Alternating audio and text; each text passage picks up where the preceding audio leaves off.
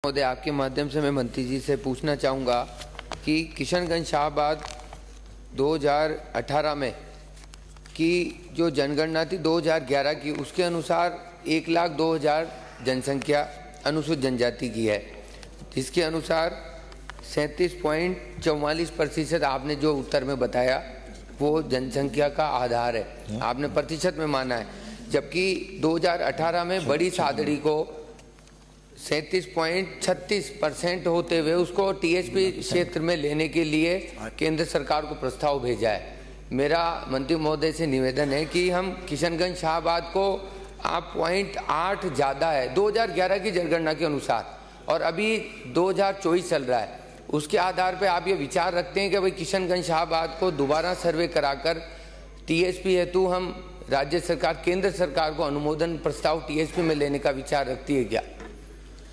माननीय अध्यक्ष महोदय जी, माननीय सदस्य की मंशा बहुत साफ है और अच्छी है। 2011 की जनसंख्या उस समय 37.44 थी, अब जनसंख्या भी बड़ी है, तो निश्चित रूप से हम सर्वे करा करके इसको प्रस्ताव को भारत सरकार को भेजेंगे। आपकी मंशा के अनुसार हम आग्रह भी भारत सरकार से करेंगे कि इसको,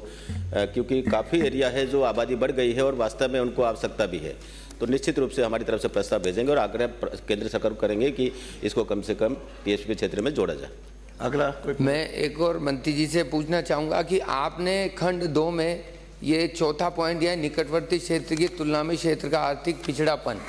किशनगंज शाहबाद आपने पीवीटीजी के अंतर्गत विशेष समुदाय हमारे शहरिया समाज को वहाँ लिया है, पर उस क्षेत्र में एससी, ओबीसी और जनरल के भी बहुत पिछड़े हुए गरीब तबके के लोग हैं। इसलिए मेरा निवेदन है कि आपने जो चौथा पॉइंट है, क्योंकि केंद्र सरकार का इसमें आपने दिया है कि जनसंख्या का बाहुल्य 50% होना चाहिए,